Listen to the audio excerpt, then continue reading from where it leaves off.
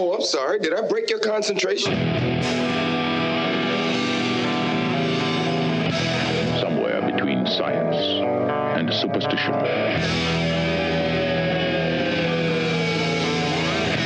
We have such sights to show you.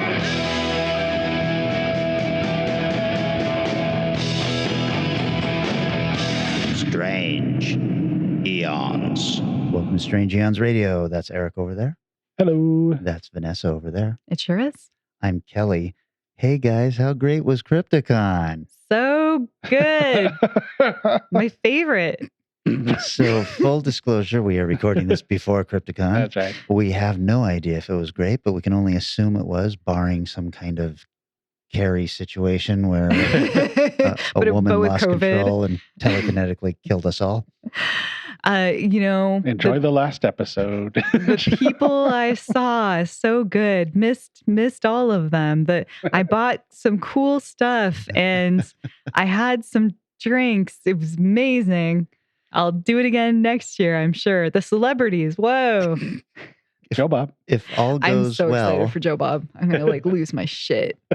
if all goes well, we were supposed to record a live edition of Strange Eons Radio, and I'm going to assume that is what we are going to record when we get there. So.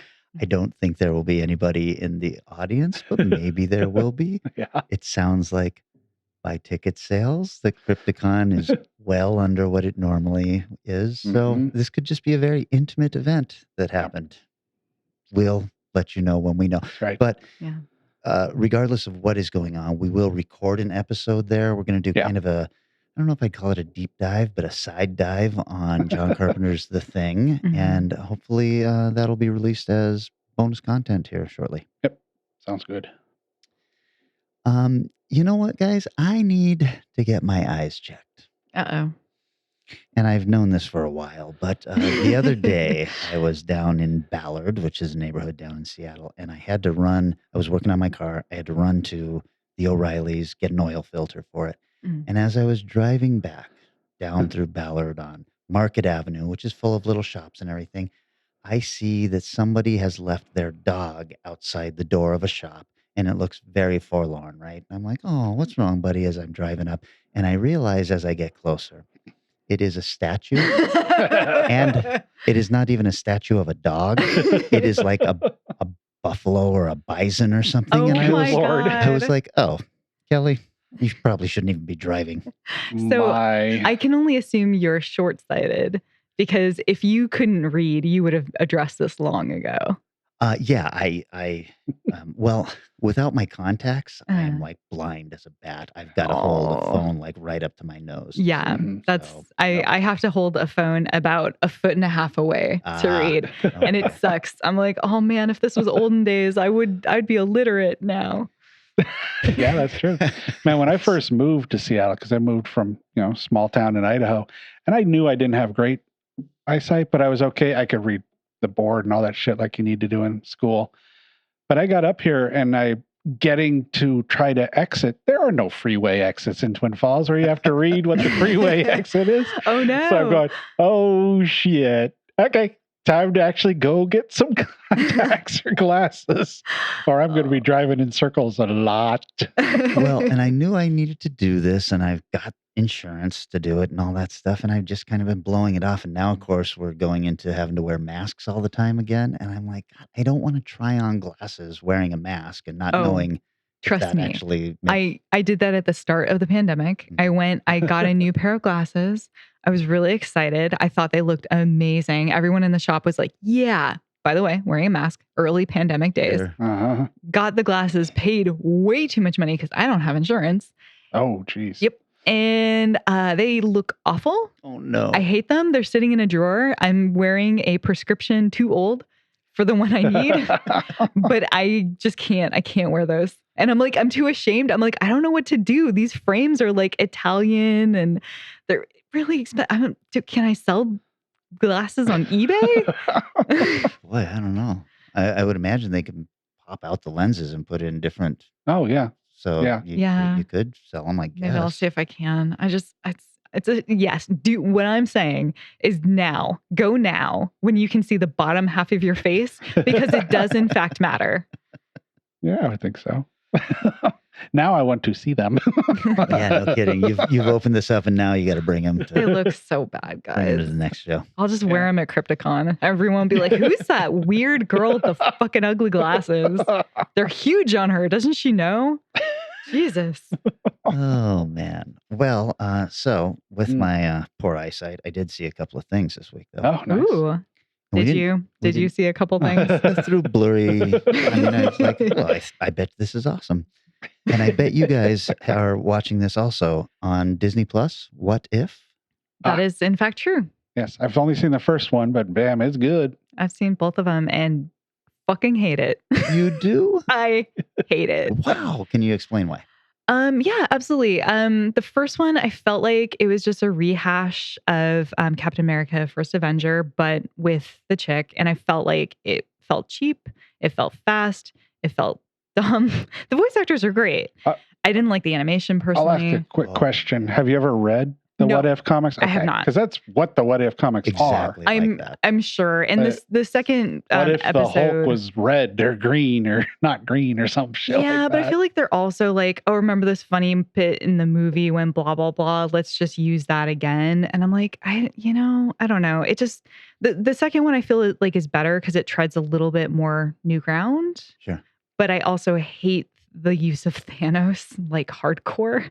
So I don't know. It's not. I'm not loving it, but I'm glad you guys are. And I think anybody who reads What If probably will really enjoy it. It has very much the feel of the What If comics because one single issue would then cover an entire section of of a character's background that has been changed. And Right. so they would just touch on these major incidents Mhm. that had changed because of it. So I Yeah. thought it felt a lot like that. And I can't believe you don't like the animation though. I I think it's just- fucking gorgeous. I mean, Yeah, they it did a is. good job. It's just not my style. I think there's just something about it. It looks a little bit like the Disney animation, so it's really well done. It's just for me, I can't.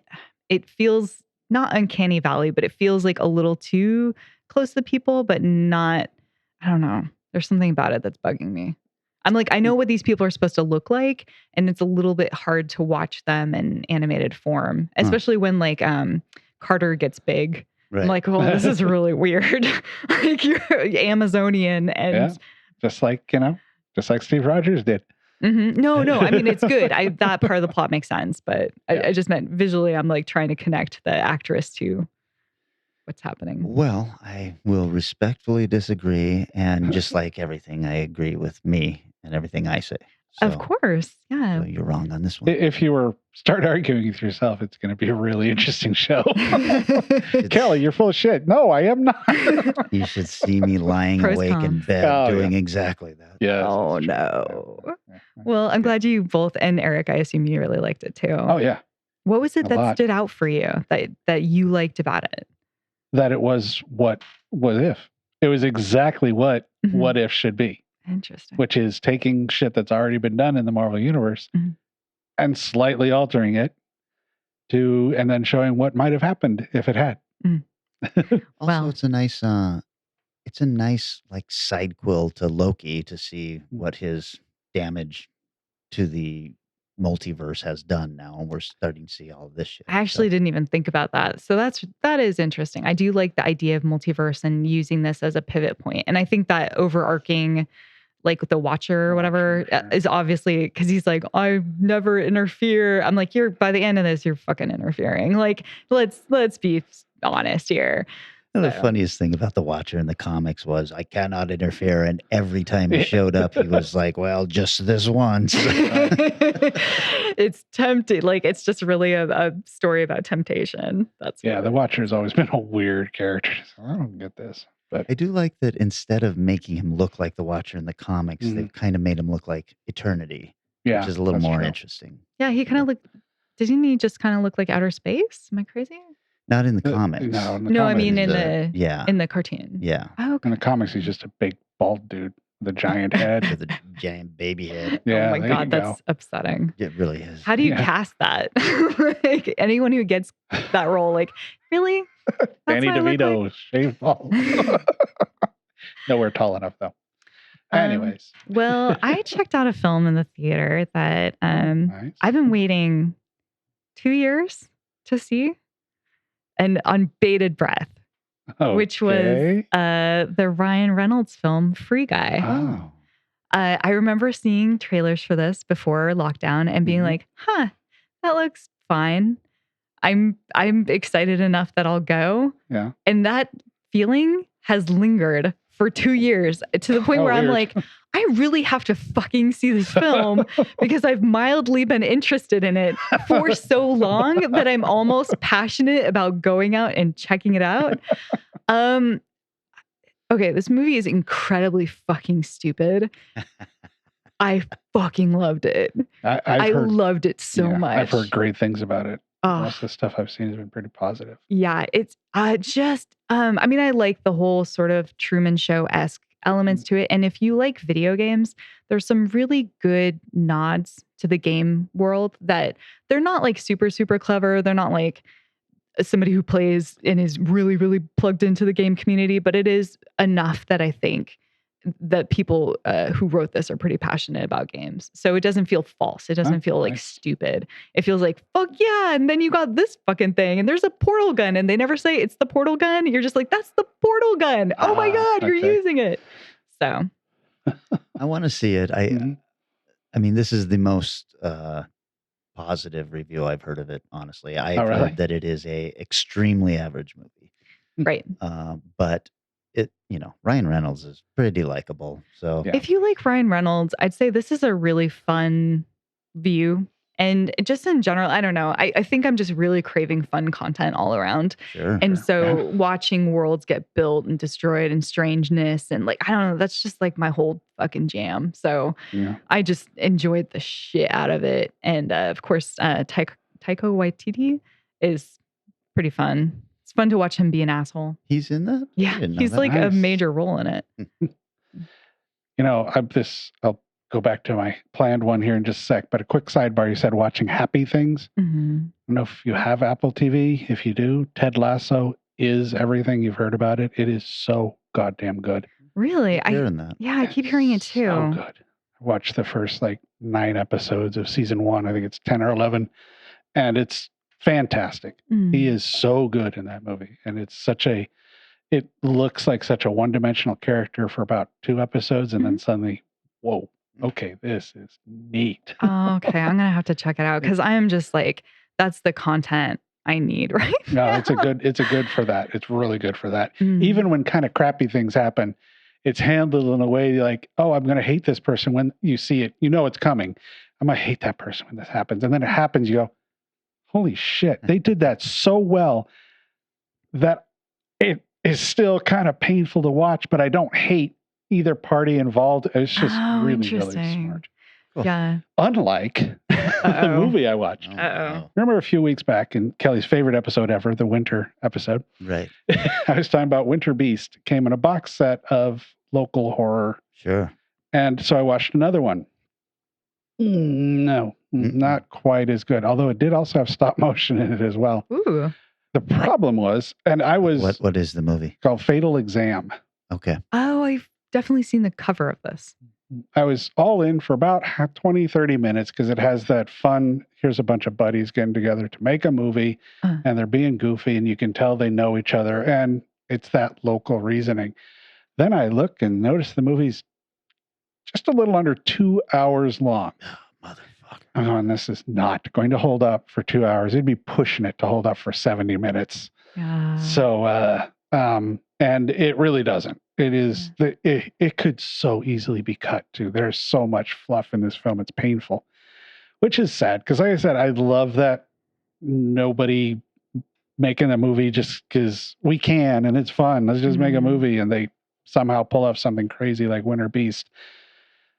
This was unfortunately not that. But then I started watching they have a really good documentary which has the director, the writer, and 3 or 4 of the stars being interviewed, or the lead actors being interviewed.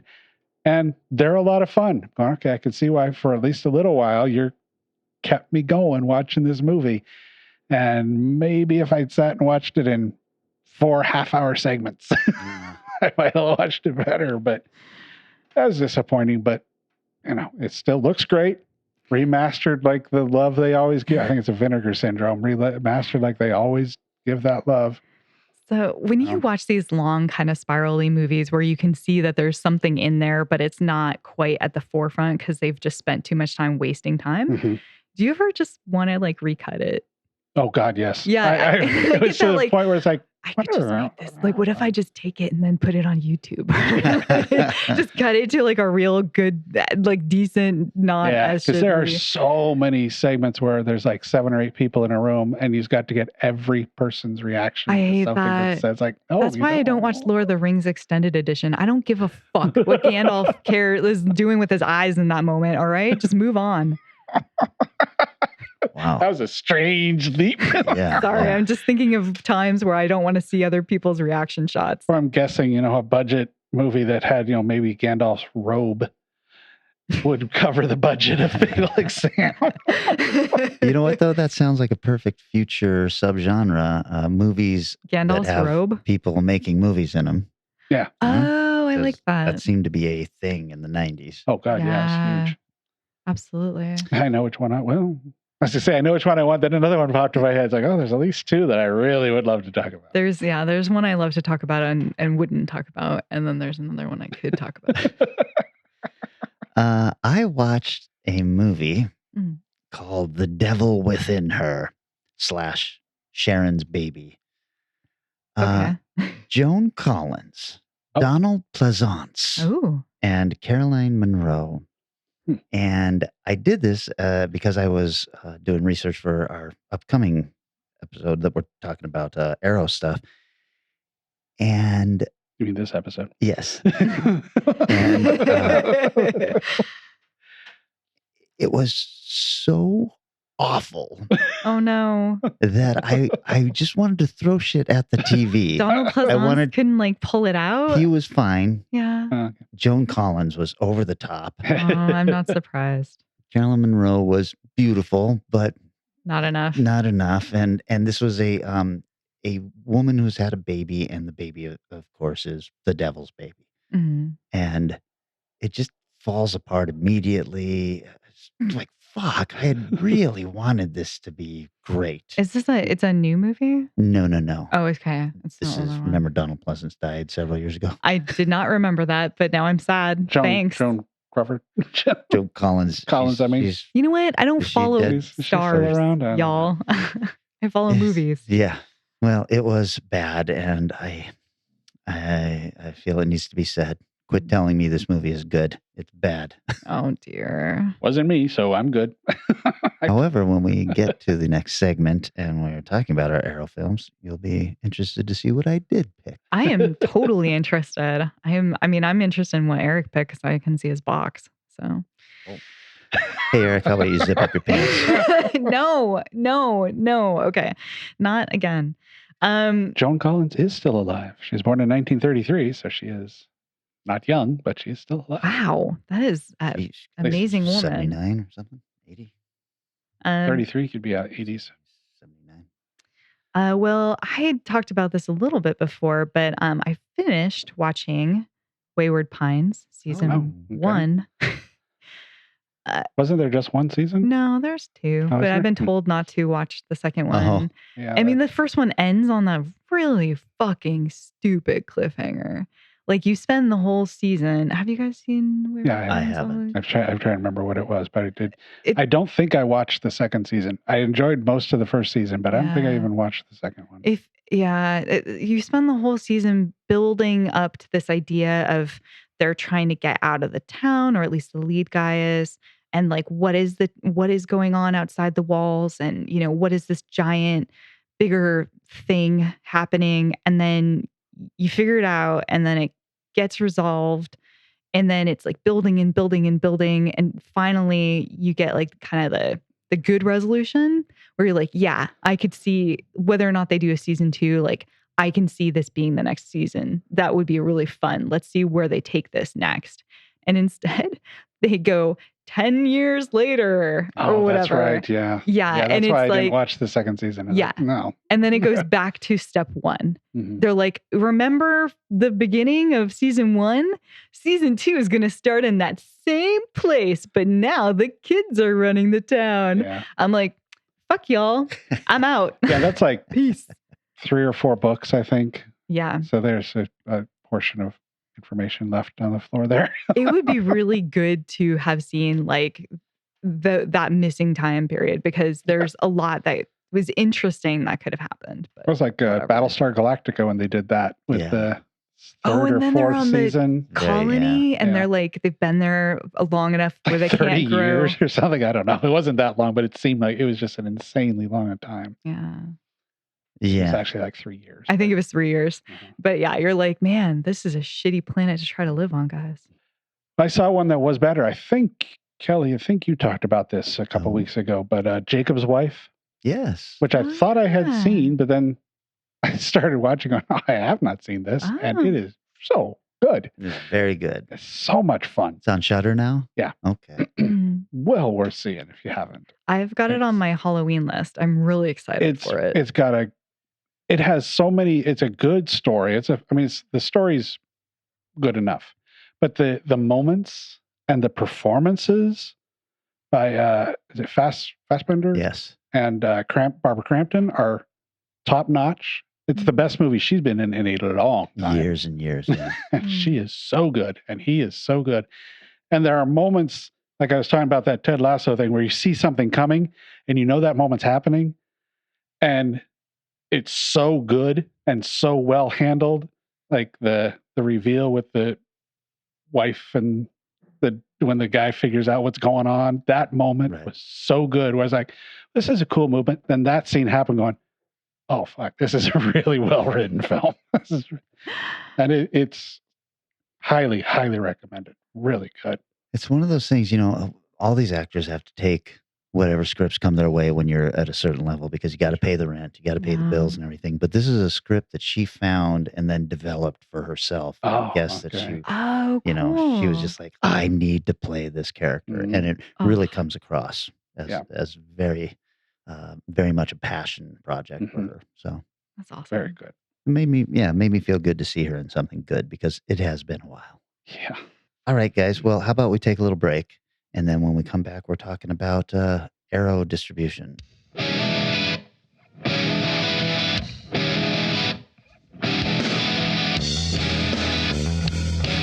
The new Nerf bow and arrow is coming your way, and it means business. The power is pumping and arrows in your hand. Now your heart is thumping, fire as quick as you can. Nerf, bow and arrow. The enemy's coming, now they're in your sight. Nerf, bow and arrow. You're the front of the line, in the thick of the fight. Nerf, bow and arrow. The mightiest Nerf adventure ever.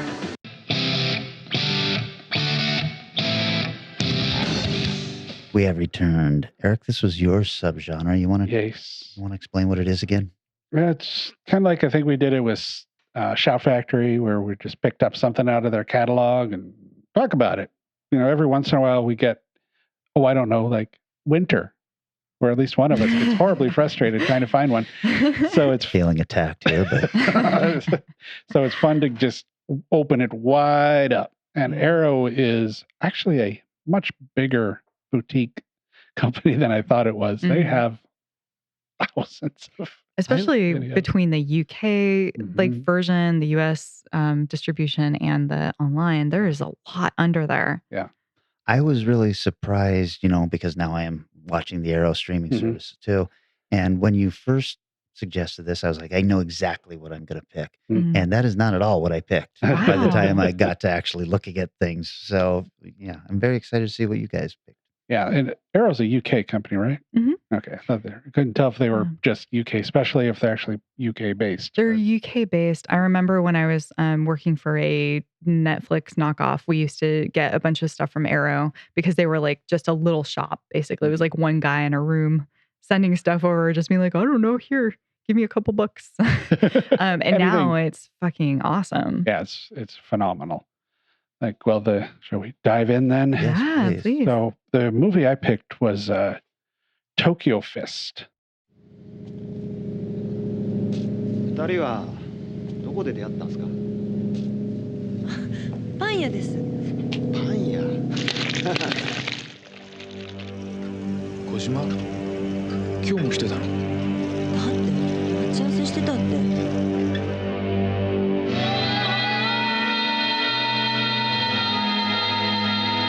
どういうつもりだって聞いてんだよ。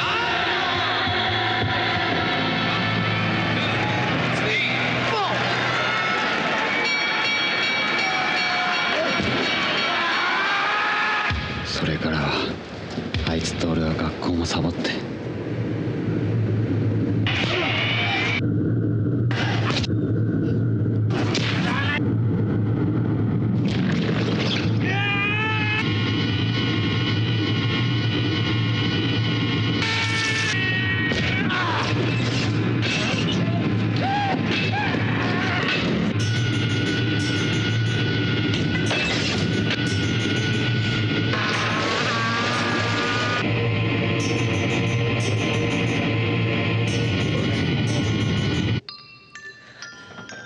またやっちゃいました。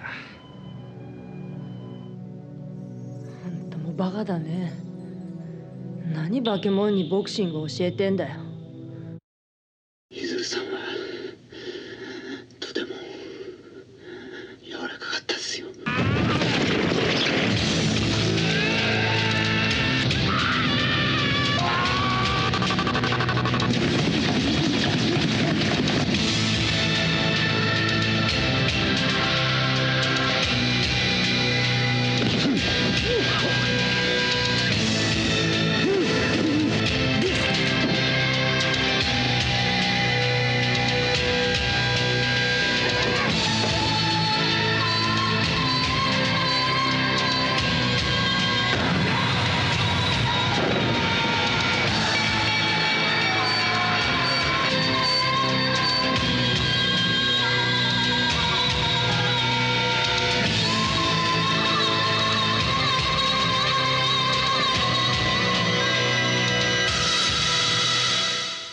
From 1995. Oh, Now, this is one that, do the quick stuff here. It is on Blu-ray. Yes, it's Blu-ray, part of the Tsukamoto. Did I say that right? Tsukamoto, yeah. Tsukamoto box set. One of the films he made, and it is also, I believe, it's streaming on Arrow right now as well. And you've brought the box set for Yeah. show and tell, and Yeah. I got to say, boy, they put together a nice package. it looks Yeah, they do. great. They do a good solid outline box, so it's not just a cheap piece of cardboard. And they sleeves for, there's at least 2 movies on every one of the discs. That's very in cool. there. There are definitely a number of Arrow films I've bought because they have good boxes. Okay. Yeah. Yep. So this was, it only had 2 reviews on Rotten Tomatoes, which is a little surprising. So there's no Rotten Tomato critic score.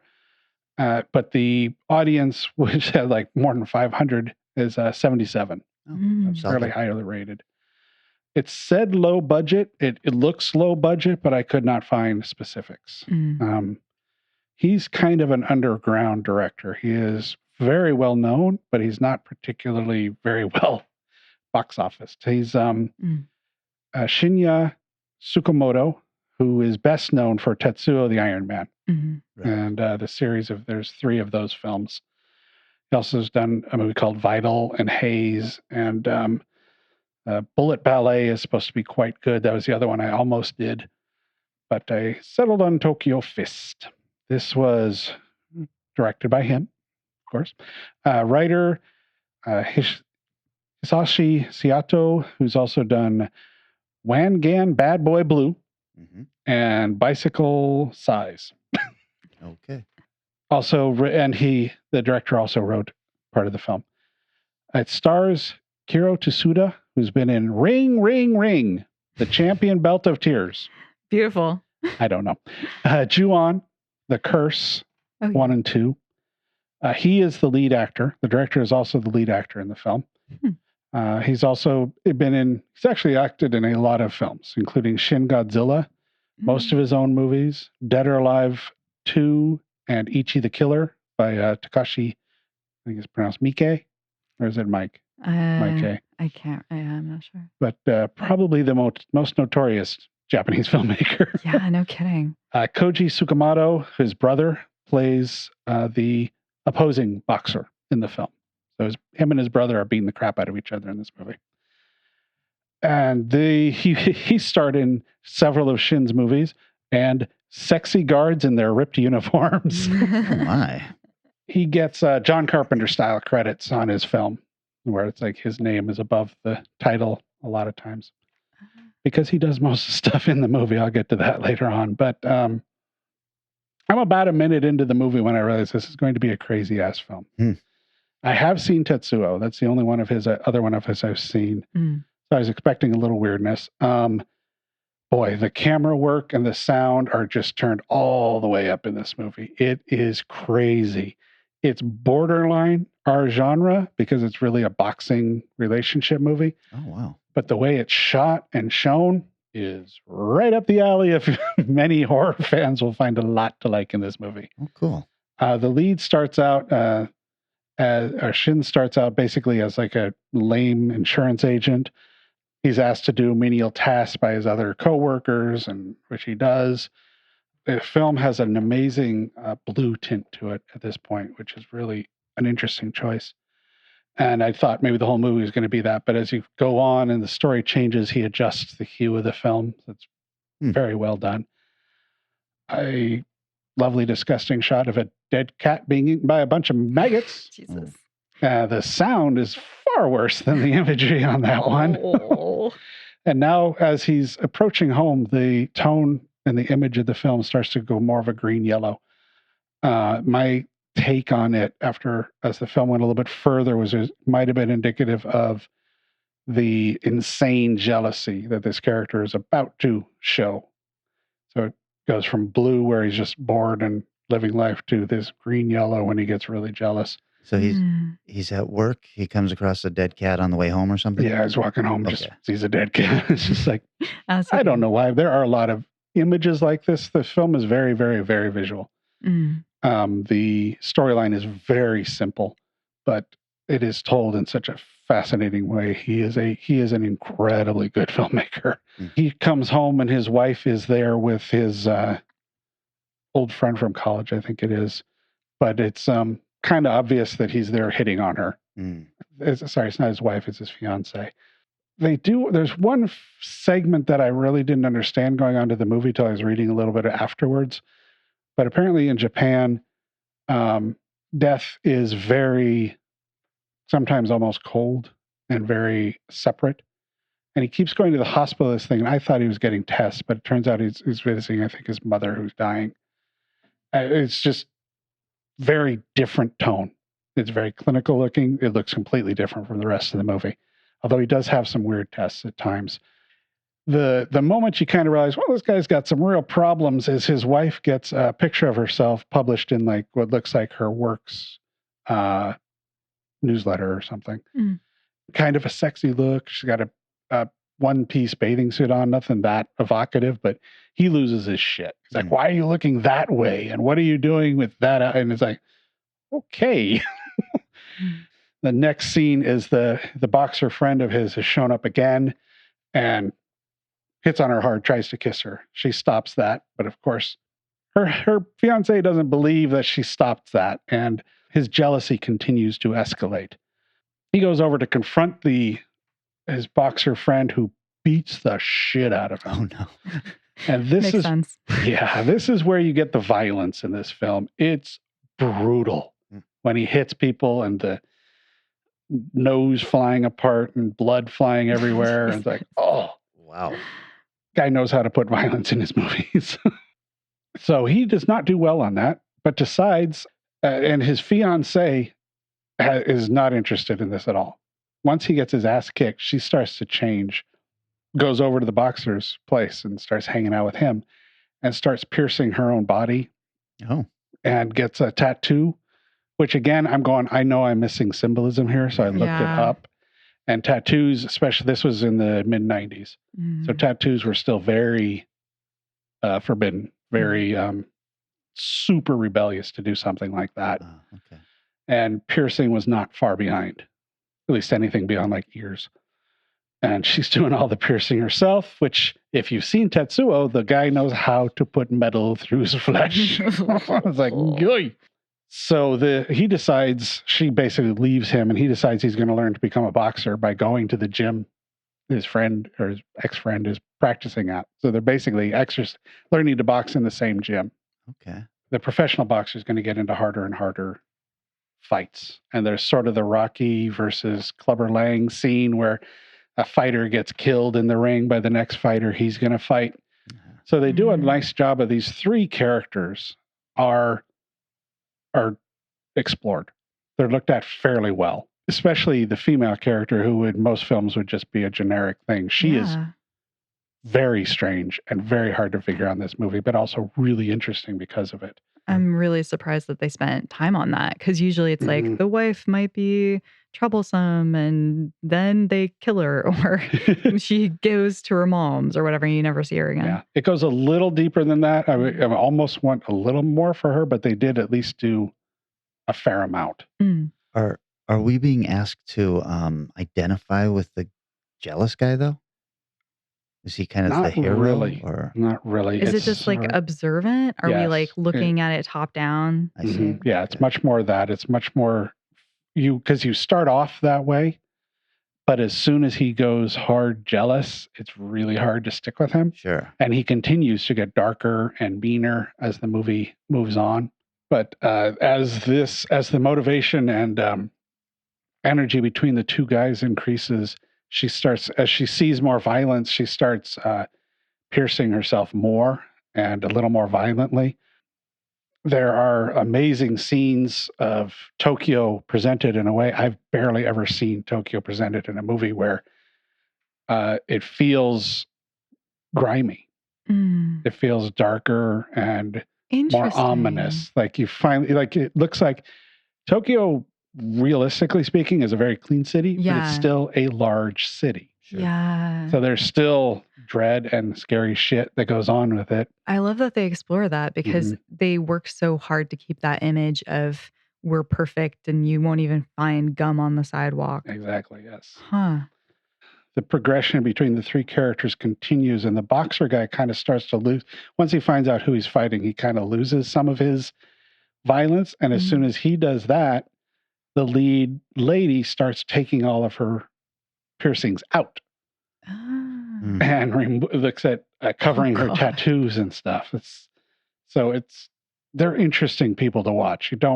It's not in your face why they do what they do all the time, except for his jealousy, but they're doing things. They're going towards some kind of a destination.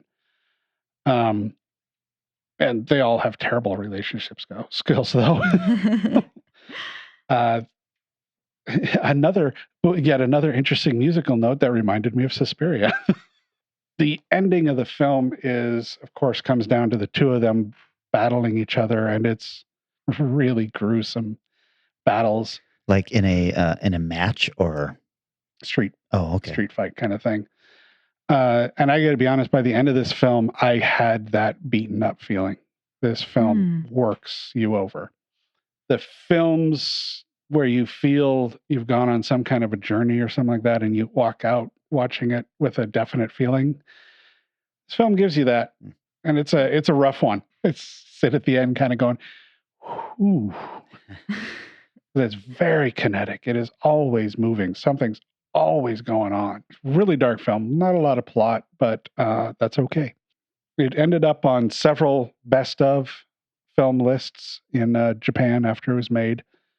It was sort of a comeback for him. He'd been kind of fading as a filmmaker, and this one pushed him right back to the top of whatever world he is in top in.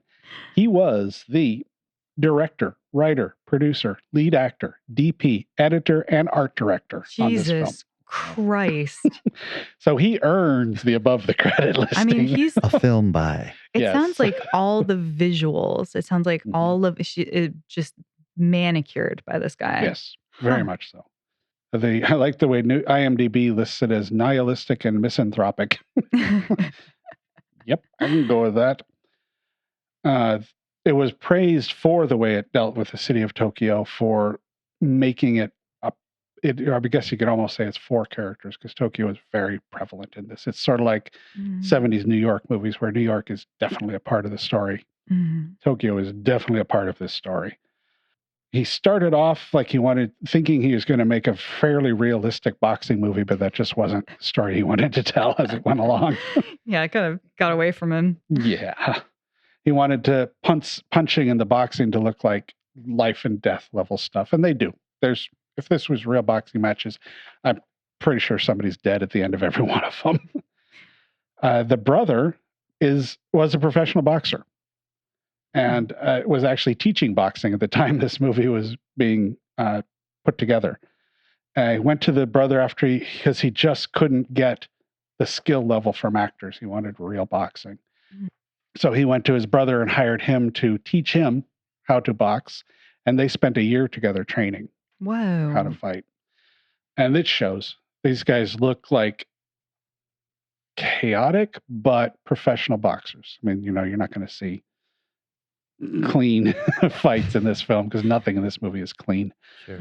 Yeah, this is a hell of a film.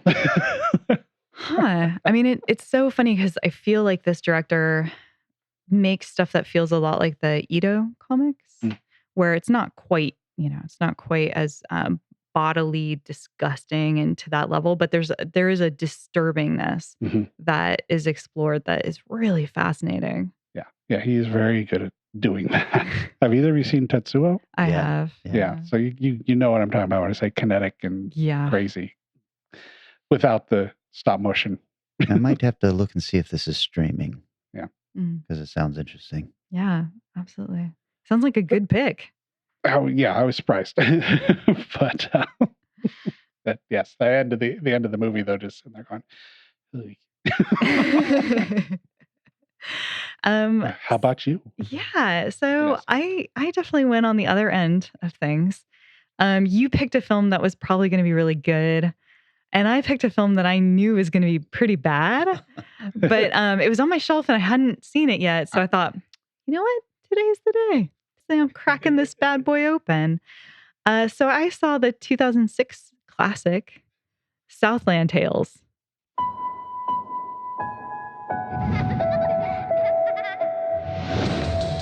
I'm going to tell you the story of the journey down the road not taken. This is the way the world ends.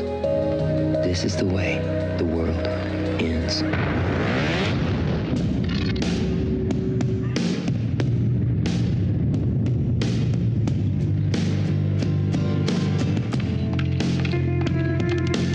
These are the sordid tales of how it all came crashing down.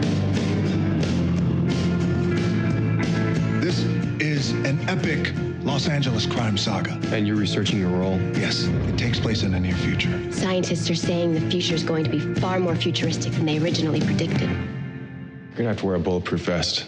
Let's talk about your film. What's it really about? Yes. They're listening. They're watching. Take him down. You're not really here. Don't look so scared, Mr. Centauros. The future is just like you imagine. Someone must be hiding it. It's like the nervous breakdown of the century. Nothing that a killer, a porn star, and a tattoo parlor can't handle.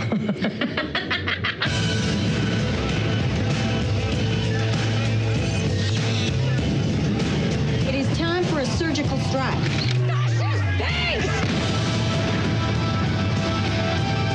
I'm a pimp, and pimps don't commit suicide.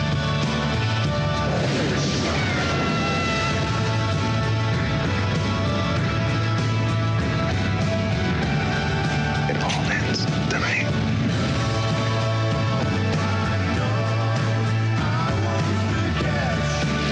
It had to be this way. I know.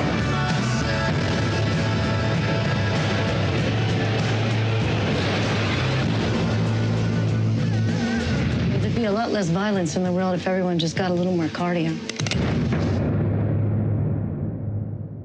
Like the way he called it a classic. Well, I mean, I was one of those kids that like I was the right age during Donnie Darko, and I thought it was the fucking coolest thing I'd ever seen in my entire goddamn life. And so I knew Southland Tales was insane, and a lot of people thought it was horrible. And I was watching Buffy at the time, so I was like, I'm not even going to watch it because I don't want to watch Sarah Michelle Gellar suck. So I'm a different person than I was. Yeah, I think there's a lot to like in this movie. I'm curious your thoughts. Yeah, absolutely. Well, we'll get there. Rotten Tomatoes, though, what do the critics think? 39% for them. Audience has it at 41%. So these 2 percentage point differences are hot with us lately. The budget of this movie was $17 million. The box office, $374,743. 275 of that was from the US and 99 from the UK and Turkey combined. Ouch. Wow. Yeah. I would have said that was film festival showings, but why the UK and Turkey? Yeah. It was they did in fact release it wider, but just Nobody bad. came. Nobody came. Wow. They built it and no one came. Yeah. This is written and directed by Richard Kelly, which I mentioned, Donnie Darko. He's written 7 projects and directed 5, most of which you wouldn't have heard of, except for the 3 most recent, which is Donnie Darko, Southland Tales, and The Box. So with that kind of a failure, you think, why on earth was he allowed to do The Box after? It's because he was already writing it and already had a deal while he was doing Southland Tales. So, like, he was on set of Southland, getting in pre-pro for The Box. Wasn't that a massive failure too? I don't know. I don't think it was a massive failure so much as it was just a so-so movie. And, This is a Twilight Zone episode that was too long. Exactly. Yeah. He also wrote Domino, which I was kind of surprised about, but the music is by Moby. Moby typically does not lend himself. This is a common theme, by the way. He does not typically lend himself, but he was so impressed by Donnie Darko that he jumped on board, which is going to explain the cast here. Yeah. So I'm not going to go into who these people are because you will know. And if you really are curious, look it up. There's too many. There's fucking too many people. So we have starring The Rock, Sarah Michelle Gellar, Sean William Scott, Justin Timberlake, Mandy Moore, John Lovitz, John Larroquette, Christopher Lambert, Wallace Shawn, Kevin Smith, Janine Garofalo, Amy Poehler, and Sherry O'Terry. Good Lord. Yeah. That's a cast. Yeah. And there's a chance I've missed some people. Oh, yeah. Like, it's constantly, I'm like, wait, is that? Oh, weird. Like, I didn't get Kevin Smith because he's so covered in makeup in this film that... Anyway, the plot. So I tried really hard, guys, to watch this to make sure I was really following the plot because I knew that was going to be the challenge of this film. So this is why I walked away from. The near future of LA, July 4th, 2008, the world is going to end. And the character Boxer Santoros, aka The Rock, and Krista Now, a porn star, Sarah Michelle Gellar, have written a screenplay that perfectly depicts how the world will end. Boxer, a movie star, has been missing for some time, and his family are looking for him. He doesn't necessarily know he's missing. Sean William Scott is looking for his twin brother, but also falling in and out of consciousness. And he has been set up to follow through with a complicated plot to catch Boxer in a compromising situation on tape, where his family will need to basically pay a bunch of money in hush money. Now, the people they're paying that to is this Marxist extremist group that has its grips all over the town. In fact, pretty much everybody's story is linked in some way or another to this Marxist extremist movement.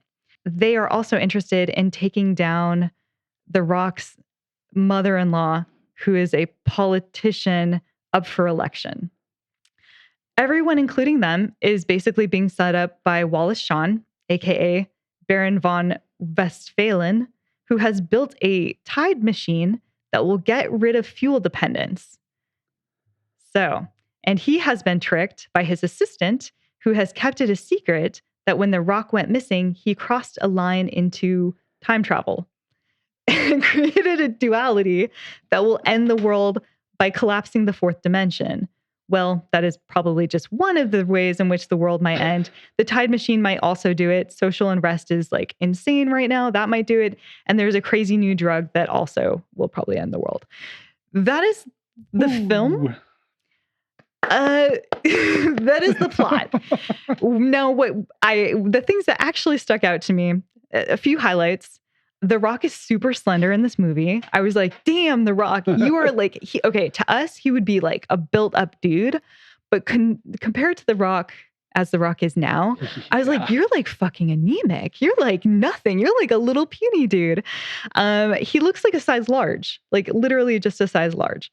This was his first main acting role, other than being, of course, The Rock, aside from Voyager and Pain and Gain. I think this is the only other time that he really like tries to act like something other than the character he's honed at this point. I noticed in one shot, Eli Roth gets shot on a toilet. So that was exciting. That is only one of 3 toilet scenes that are prominent in this film. The cast of SNL basically get to do a sketch comedy in the middle of it. Amy Poehler and Sherry O'Terry get to do a lot of fun things together. Curtis Armstrong of Better Off Dead snow sniffing fame gets to stand next to John Larroquette and Sean Wallace, occasionally saying things. I was like, I know that face. Who the fuck is this? I was like, it's the best friend of Better Off Dead. I have no idea what else he's done, but I was like really stoked about that. Isn't he Booger in Revenge of the Nerds? Is he? I know he's in One Hot Summer. I'm pretty sure. Okay, that's it. Yeah. He's been in a lot. Yeah. A lot of work. I mean, he's a familiar face. But who cares aside from Better Off Dead? Sure.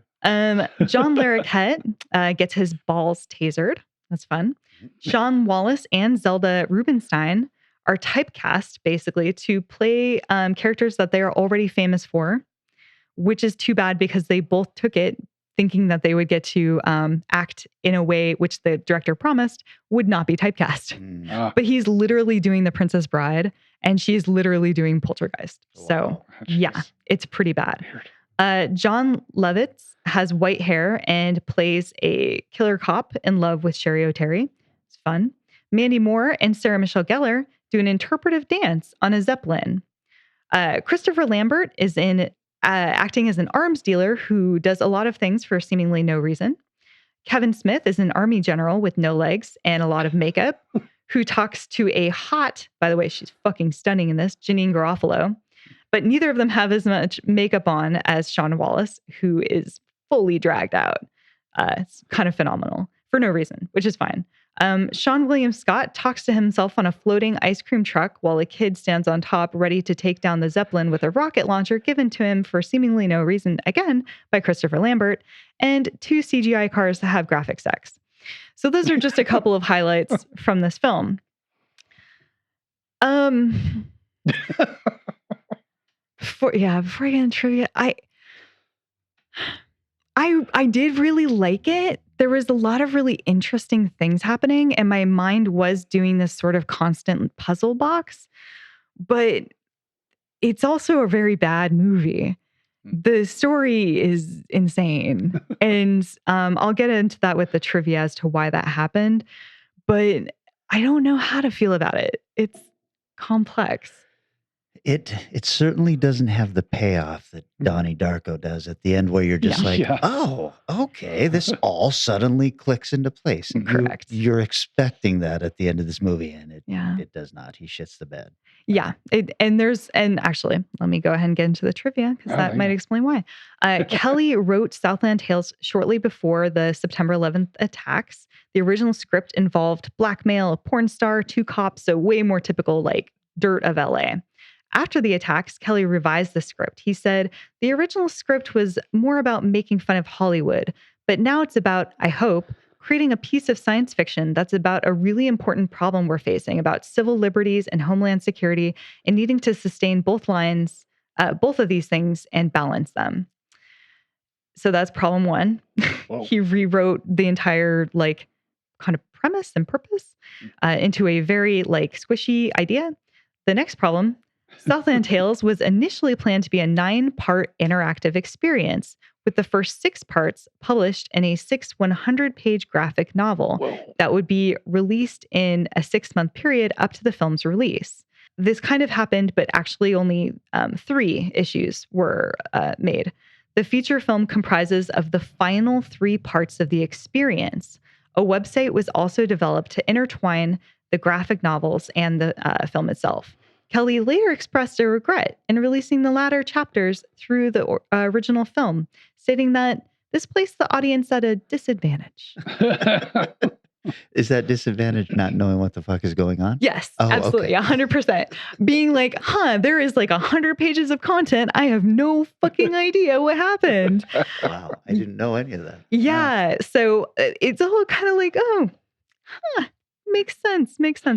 Another issue, Richard Kelly sent the organizers of the 2006 Cannes Film Festival a rough cut of the film without much of the CGI. It wasn't fully cut on a DVD, assuming it would not be accepted. Much to his surprise, they loved it and wanted the film entered in competition for the Palme d'Or. He stopped editing the film and was unable to complete the visual effects in time for the screening. When his film premiered at Cannes Film Festival in May 2006, with a length of 160 minutes, the film had an immediate backlash, with people walking out and and it gained the lowest reviews for the Cannes 2006, averaging 1.1 out of 5 in all dailies. Roger Ebert described the Cannes screening as the most disastrous since, yes, The Brown Bunny. Oh, jeez. Yeah. Holy shit. Jason Solomons in the Observer, a UK paper, said that Southland Tales was so bad, it made me wonder if Kelly had ever met a human being. Good. Wow. So because of this, Universal had originally optioned the US rights, but after the Cannes screening, it was sold to Sony. So a couple of things started shifting with the film itself at that point too, since it wasn't in completion. But now with Sony money, it was being completed, but now it has this huge backlash and a lot of kind of finagling. As of 2013, Richard Kelly still considers this his proudest accomplishment, calling it a misunderstood child. It is based on Dr. Strangelove, Pulp Fiction, Brazil, Kiss Me Deadly, the graphic novel in Watchmen. The fluid karma energy system bears a striking resemblance in principle to the plans drawn up by Nikola Tesla. Film style is a strange hybrid of Andy Warhol and Philip K. Dick, and he clearly stole the opening from Terminator 2, but instead of Laura Hamilton, it's Justin Timberlake. I was like, this is the fucking opening of Terminator. But then I was like, who is this? Who's talking? And then it comes down, the camera goes and lands on Justin Timberlake with makeup, bad makeup on. I was like, what is happening right now? And in a weird fake accent too. It was very, very strange. Richard Kelly consciously sought out actors that he felt had been pigeonholed and wanted to showcase their undiscovered talents. Again, did not happen, except for I think with Dwayne Johnson. Wallace Shawn did not get the screenplay, but signed on as he was impressed by Richard Kelly. He had seen the film 3 times, but still finds it incomprehensible, but says he still liked it very much. Justin Timberlake also has no idea what it is about and says that he thinks it's performance art. And in January 2021, Richard Kelly announced the development there's development underway to expand the film into a franchise with the intention being the original cast return. The original film is chapters 4 through 6, while a prequel project will explore chapters 1 through 3, with intentions being to do so through an animated medium, while additional projects can explore events that take place in 2024. So obviously not 2006. The filmmaker stated that discussions are ongoing as to whether the projects should be released as films or as a long form through a streaming service. So watch out, world. apparently there are talks for Southland Tales, a show. Right. The series that nobody demanded. Yes. No kidding. I will say, the actors are so fucking good in this. And watching The Rock do this really like timid, awkward performance where he's constantly doing this tick where he like puts his fingers together and does this sort of nervous, like constant pressing of fingers against each other is really, really well used. Sarah Michelle Gellar fucking knocks it out of the park. Both her and Mandy Moore basically take weird, confusing, shitty roles and destroy them. They own their parts so hardcore. And of course, there's really good talent in this, like Wallace Shawn and Amy Poehler and Justin Timberlake. There's a musical scene that's really good. I don't know why it's there. And I don't know why the rest of it doesn't have more, because that would be cool. It should just be a musical. But that one fucking musical scene where I think Justin Timberlake's just high and like walking around an arcade is so good and like really like gets to your soul, even though you don't know what's happening. The note I made was, this film is like watching a mixed up Rubik's Cube you can't touch. You're watching and memorizing where all the colors are and strategizing how you'll get them from one point to the other, but you can never make it work because you can't actually get a grip on it. So nice. I think this would be a neat movie to have on in the background with no sound at a party or something. Yeah, absolutely. People would be going, is that The Rock? I know. Like, what is he doing? He's so tiny. Yeah, this is, just visually, it's bonkers. It was hard for me to decide whether or not I liked it because I was trying so hard to figure out what the plot was. But yeah, that was mine. That's how I felt when I saw it too. I don't really understand what happened here, but I liked parts of this movie. Yes. Yep. So, absolutely. Oh, good. I'm glad that we agree on something. Yeah, I know. It's so rare. You guys remember when I was talking about the devil within her in the earlier segment? The movie I chose, which is on Arrow Streaming, is The Devil Within Her. What? Shocking. From 1974, which was then renamed Beyond the Door.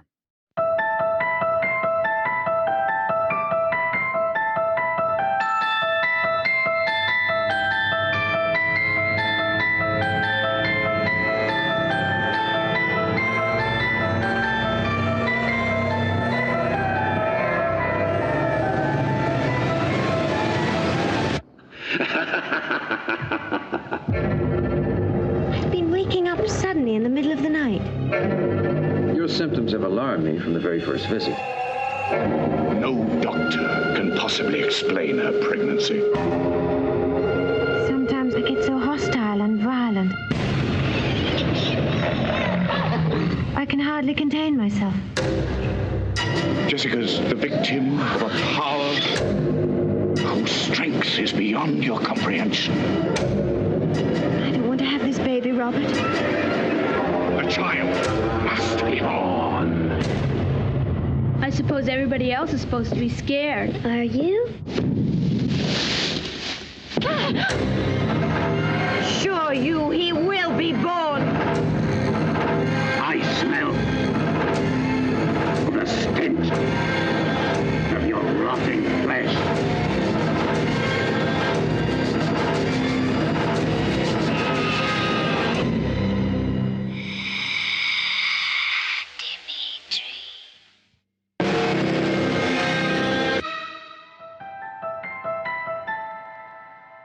Many episodes ago, I did Beyond the Door 2, and we will get into that a little bit. This was a first viewing for me. Have you guys seen Beyond the Door? No, but I bought Beyond the Door 3 because I was told it was very good, and I haven't watched it yet. Interesting. I'll get into that too. This is quite a film. Budget of $350,000-ish. Box office of anywhere from $15 to $40 million. Jesus. It's quite the spread. Yeah. With all of that, you think there'd be a critics' Rotten Tomatoes assessment. There is not. But the audience has it at 23%. Well. And that is harsh. They liked enough to spend money on it. Directed by Ovidio G. Asantis. who was the director of Tentacles, Madhouse. He produced the Curse movies and the American Ninja movies and was a majority shareholder and the CEO of Canon Films. Oh, Jesus. That's why the names sound familiar. Written by Antonio Troiso, who wrote Queens of Evil, The Murder Mansion, Knife of Ice, and a few other films. Stars Juliet Mills. 87 credits, mostly TV from the 70s, Fantasy Island, The Love Boat, Dynasty, but also 973 episodes of Passions as Tabitha Lennox, a 300-year-old witch that plays God with all the other characters' lives. This sounds like the plot of the film I talked about. It also stars Richard Johnson, 139 credits, including The Haunting, Zombie, The Monster Club, and Gabriel Lavia, 43 credits. The Devil is a Woman, Deep Red, Revenge of the Dead, Evil Senses. This is an Italian ripoff of The Exorcist. Ah, okay. So it opens with a nude woman, Juliet Mills, and she is spread eagle on an altar, and a narrator is saying that Dimitri must locate Jessica, for she is carrying the devil's child within her. Whoa. And for this, the devil will extend Dimitri's life. Ah. So when we meet Dimitri immediately afterwards, he's driving his sporty red car, and to avoid a truck, he then goes flying off a cliff and into the sea far below. Shit. So Fail? much for extending his life.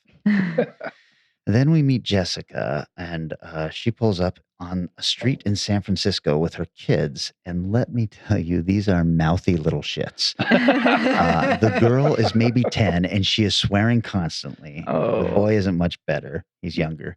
And she is there to pick up her husband, Robert, who is a music producer. He is working with a band on a song called Bargain with the Devil. Hey. Which is a bit on the nose, if you ask me. Yeah. But this is 1974 Vanessa, and audiences had never heard of subtlety. I believe it. So at home, she surprises Robert with the news that she is pregnant. Uh-oh. And then later that week, they are having a birthday party for their young son. And Robert finds Jessica in the bathroom coughing up blood, violently coughing up blood. And she claims that the baby is suffocating her from inside and trying to kill her. Wow. She tells him that she doesn't want to keep the baby, even though he's telling her everything will be all right. And she finally calms down and all that. But when they go to the doctor, he lets her know, oh, you're not 7 weeks pregnant. You're 3 months pregnant. Oh, shit. This is one of those stories where the baby is growing too fast. It's it's a trope that I kind of hate, but I don't think it was very very prevalent in the early 70s. So maybe this movie started. I don't know. So later we see them in bed, and here's where the creeps start. And I will say this movie has some seriously effective creeps in it. She gets out of bed, and while the little boy is watching, like through a crack through the wall, she suddenly starts levitating and levitates right out of the room and out of the house. Oh. Well. That's one way to go get groceries. And when she returns, Robert is woken up, and he's understandably worried about where she's been. She's doused, drenched in water and everything, and she's dripping water as she comes in the house and everything. And when he asks her where she's been, she just starts weeping. So we don't know what's going on really. So Robert meets with the doctor alone then. He tells him all the stuff that's been going on, and the doctor confesses that he is worried about this pregnancy, which is developing at an unnatural rate. He says he has consulted with experts and can't recall any case like this one before. I can imagine. Meanwhile, while they're having this conversation, and actually in different scenes coming up to this, we see Dimitri now, and he's been spying on them. Dimitri, who had gone off the cliff earlier in the film. He's been spying on them at the birthday party, and now this thing with the doctor and all that stuff. So a family friend comes to visit, and this seems like the best way to have Jessica talk about her feelings, because she doesn't feel comfortable talking to the doctor. She doesn't feel comfortable talking to her husband. And the husband says to the friend, maybe you can get out of her what her thoughts are on this. And so when the friend starts asking Jessica about stuff, Jessica reminds her that she and Dimitri had a thing in their past, but she hasn't seen him in years. Is this the cliff guy? Yes. Okay. How many Dimitris? Is this confusing? Is the name Dimitri confusing to you? Too common? No. It's just we haven't heard about him in a little while. I just want to make sure. I kind of forgot about Dimitri. Right. So there is some weird family drama that happens here, and then the occasional supernatural weirdery. But finally, the doctor tells her that the pregnancy is moving along at a very unnatural pace, and she suggests that she'd like an abortion. And he agrees that might not be a horrible idea as a last resort. But as soon as he kind of agrees to that, she accuses him of being a murderer and that she will kill anyone who tries to take her baby away from her. Oh, dear. Yes. Baby got to the brain. Right. So Robert, her husband, has been at the studio most of the time. He doesn't realize that Jessica is terrorizing the kids when they're alone with her. And there is this one fucking creepy scene where the daughter comes in the bedroom to wake mommy, who's sleeping on her stomach. And she kind of, tugs on her shoulder, and mommy's head starts turning around, and she's got this fucking chilling smile that's half a face wide, and her eyes are wide open, and her head just keeps turning around, to an unnatural angle. When Robert gets home, the kids are running up to him like, "Please don't leave us alone with mommy anymore. We'll be good. We promise." So Robert packs the kids' shit up, and he ships them off with a friend. And then the movie goes into full Exorcist ripoff from here on out. Dimitri shows up claiming he can help Jessica, who is clearly possessed. And he and Robert and the doctor take turns taking care of her. She's now in a straitjacket and tied to the bed and doing all sorts of Reagan from The Exorcist shit. Mm. She's also getting more and more pregnant. So she's getting big. There's this kind of climactic battle, I guess, where Dimitri betrays everybody, but then he's betrayed by the devil. And the devil basically says, psych, I was fucking with you. And I'm kind of like, his nickname is the Prince of Lies. If you believed anything, then that's kind of on you. So he starts pounding on the very pregnant belly of Jessica. Oh, jeez. No lie. I mean, just like a kirking, giving her the kirk, Jesus. Yeah. And there's a pretty blatant Exorcist ending followed by a pretty standard horror movie ending. And I got to tell you guys, I ate it all the fuck up. I was just like, I don't know what is wrong with people giving this 24%. This movie is fucking great. I mean, it's Italian and it's dubbed, or at least, even though they're speaking English, you can tell they ADR'd everything. So you're just like, looks like he's actually saying those words, but I don't think that's him saying those words. Mm. And the daughter, who's cursing foully through the whole thing, she is clearly being dubbed by an older woman trying to sound like a young girl. I'm a child. Exactly like that shit. Yes. The black cat I talked about last week was the same exact kind of thing. So you know what I'm doing. By the way, this is streaming on Arrow, and a lot of people, I'm sure, have seen this movie. This is a very famous movie. But this was first time for me, and I was just like, fuck, I wish I had seen this when I was 15 or something. I would have really loved this. So this is on Arrow streaming, and I knew I was going to watch Beyond the Door, and I turn it on, and the first thing that pops up is "The Devil Within Her" as the opening title credit. Oh, and I'm like, oh, I thought I was watching Beyond the Door. At the very end of this, the end titles say "Beyond the Door." So this is what's going on. The widescreen presentation under the title "Devil Within Her" features almost 15 minutes of newer footage that was not shown in theaters. This includes the complete credits, a scene where Jessica meets Dimitri in the ritual grounds, and a scene showing Jessica with Robert and her children stepping down San Francisco and seeing Dimitri. Devil Within Her was shown in some UK cinemas in Vibra-Sound. That was a ripoff of the Sensurround system used in the film Earthquake. It was obviously an add-on and was apparently quite painful to the ears. Oh, jeez. Ooh, Fun. not good. So Warner Brothers sued the production company for what they considered to be a blatant ripoff of The Exorcist. The case was settled in Warner Brothers' favor, with the Italians forced to pay an undisclosed fee. But if you're looking at this, remember, $350,000 to make, box office of IMDb says 15 million, Wikipedia says 40 million. Jeez. So it's somewhere in there. They made a shit ton of money. Mm. Okay. In the United States, Mario Bava's Shock from 1977 was retitled Beyond the Door 2 and branded as a sequel, though it has no relation to the film. A second sequel, Beyond the Door 3, was released in 1989, though it too bears no relation to the previous two films. Excellent. So I have no spoilers.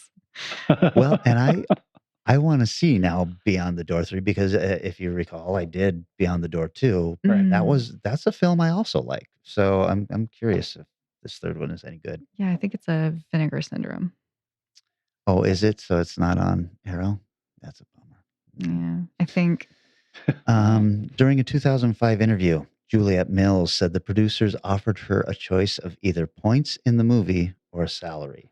Her agent at the time said, no, get your money up front. You might never see the money with these Italians. Oh, no. I mean, it's a wise business recommendation. So she took the salary, and then the film went on to become a massive success. So, oh, that sucks.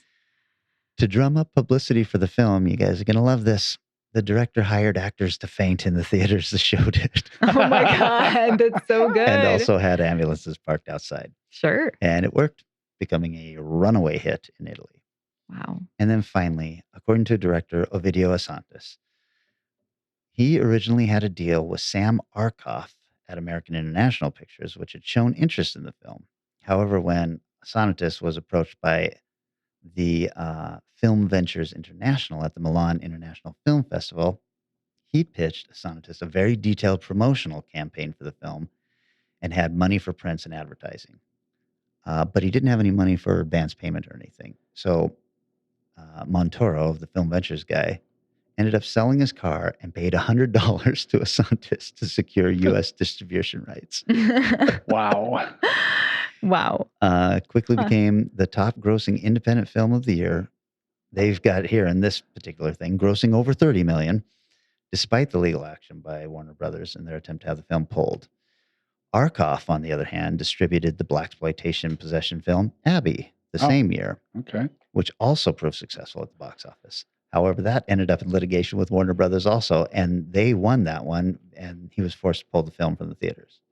The director of Abby, William Girdler, would then later direct Grizzly Oh my for God. Montoro and Film Ventures, which also became a huge independent box office hit in '76. So these guys are, all tied up together and making these movies that we've been talking about on this podcast for the last year or so. I'll finish this with a quote from Ovidio Asantis, who was known as the ripoff king and all of this stuff. But when you hear this, you're going to fucking love him. He says, "All in all, I am sadly aware that my contributions to the horror genre are not of such historical relevance as, say, The Exorcist or Psycho. We're not talking masterpieces here, but I have put all my love and enthusiasm into my films, and I think it shows. What's most important, I have gained the respect of true horror fans who are always loyal and extremely perceptive. They know a good film when they see one." Oh, that's so good. Well worded, sir. Well worded. So, man, I really loved this. Now it drags in sections, and there's some shit acting for the kids, especially.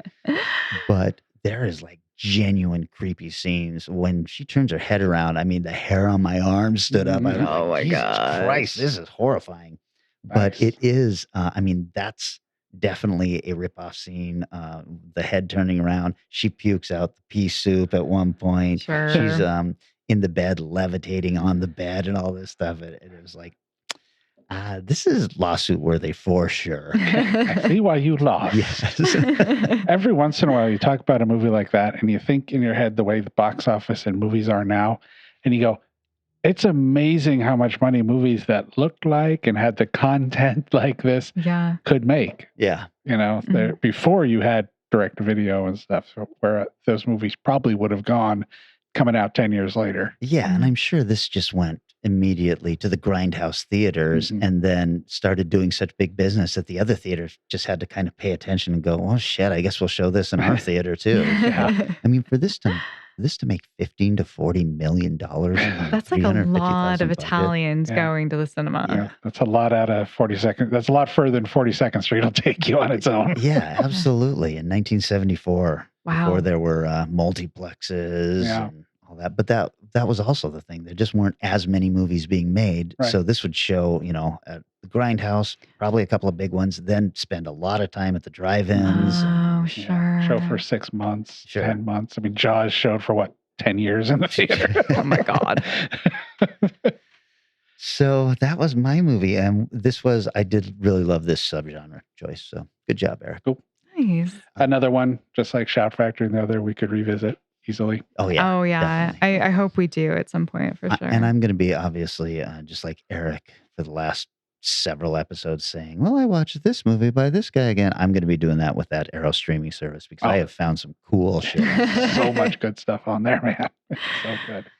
But that means then, if we're playing the game, that Vanessa, you've got the next choice for subgenres. Absolutely. Well, I'm thinking, guys, since we're heading into fall and the school season is upon us, how about we do a back to school themed episode? I love it. I love it when we do the themed episodes around the time of the year. I agree. No Rodney Really Dangerfield, though? Come on. Oh, God. I mean, he is horror, I guess. You don't want to do back to school? Can't have a party without bubbles. Oh, my God. As long as I don't have to watch it, then by all means, knock yourself out. Well, I love this idea. And so that means we're at the end of the episode. This is where we thank everybody who is participating in the value for value model, liking and sharing posts, sending money, sending artwork, doing all of the great things you're doing, writing reviews. We appreciate all of that so much. I feel like we're just going to have to start writing down the names of everybody who's doing everything and just thanking them by name at the end of every episode. Because you guys are doing so much. We cannot appreciate it more. True. Very true. You rock. Okay. So anything else, guys? Or you ready to get out of here? Yeah, no, I think, I'm just ready to go to Arrow and buy a lot more. Their US website has been down for like weeks and I don't know why. And I'm like, I want to buy your shit. Please make it available. Otherwise I have to go to Amazon and type in Arrow, Blu-ray. Diablo and see what happens. DVD. Check them out. They're pretty good. Okay. If there's a backdoor into Arrow, it. Blu-ray on Amazon, and you're going to get 7 seasons of Arrow from the WB. I guarantee you. Oh, yeah. No, you have to scroll past that and then you get it. But There's Diablo League DVDs pretty good and I think there's another one I just ordered something from called Bushudo, something weird like that. That's also sort of aggregates the boutique DVDs into one section. Diablo League's been around for a long time. They're pretty good. Because I think Arrow got the UK distribution to One Cut of the Dead, which I'm desperate to get a hold of. And they even have one steelbook that exists. And I don't know if it's real or if somebody made it and it's like a weird bootleg. So I'm just like, how do I buy some of these fucking films? Like, please let me give you money. Is it really that hard? All right, you assholes. I was trying to get out of here. Now. Oh, sorry. I mean, yes, I have nothing else to talk about. We're done. Thanks, everybody. How about we reconvene 1 week from today and you guys can continue this conversation? There you go. Crazy Blu-ray talk. All right. See ya. Bye.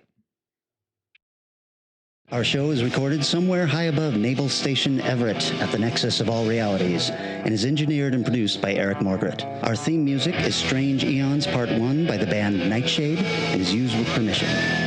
Find Strange Eons Radio on Facebook, Twitter, and Instagram, and wherever fine podcasts are found.